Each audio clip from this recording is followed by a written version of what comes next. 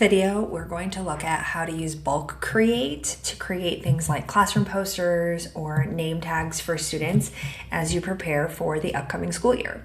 So I am on my Canva homepage and I can either go to a print option or go to custom size. I'm going to create my posters to just be 8.5 by 11. So I'm going to select inches and then do 8.5 by 11.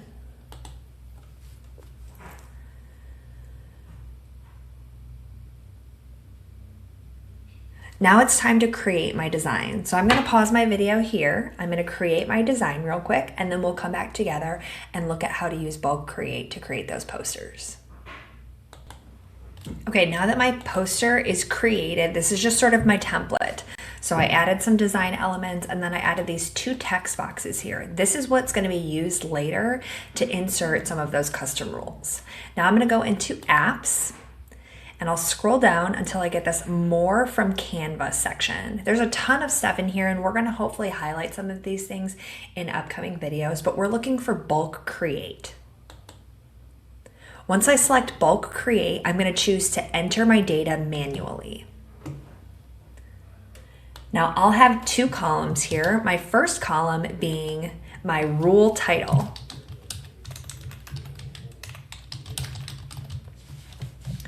And then I'll add in my titles.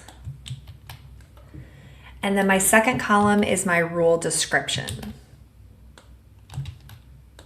And add in those descriptions. So I've got 5 rules and 5 descriptions. Then I'll click done. Okay, next thing I need to do is I need to actually match these fields together.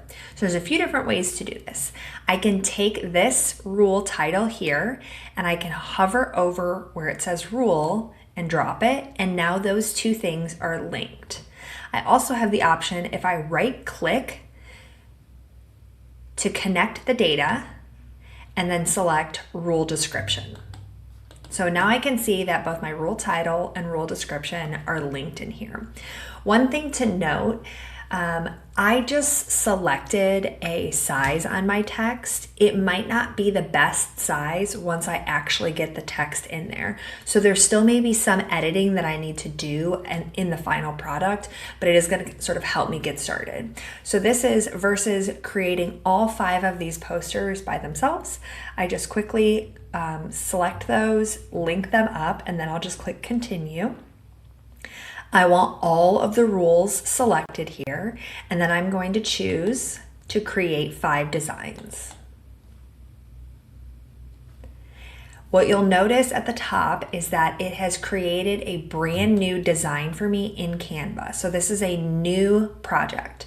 So I can already see here that my text boxes are a little big, and that's okay. But let's look at our preview of our grid view. So we can kind of see how this turned out right at the beginning. There's just a few edits that I need to do, and then these posters are ready. So some things that I might do here is I might make this 2 lines. And then the other thing that I personally would do is I'd probably shore up that spacing just a little bit. And then same thing here, I'm going to squeeze this in so that it fits into all that white space and maybe move it up a little bit. Now, if I'm creating a lot of these, 5 isn't that many, I can easily change those. If I'm creating a lot of them, what I might do is go back to my original project and actually change those things on here so that I don't have to change it for every single one. So that's just something to note in there, that you can go back to the original project. I can say, I just want to delete this one. I'm going to start again and I'm going to create those 5 designs after I've made all of those edits. If you're going to be creating, let's say, name cards for your students' desks, you'll still create everything the exact same way. But let's say it's like 3 weeks into the school year and you need to add an additional name card. There's a couple things you could do. You could either go to the design that was already merged and just say, I want to duplicate this and I'm going to create a new one for Johnny, for instance. Or if I've got several students in this data area here, I can just uncheck and say I only want to create new name cards for these students and then create those 3 designs. So that is bulk create within Canva.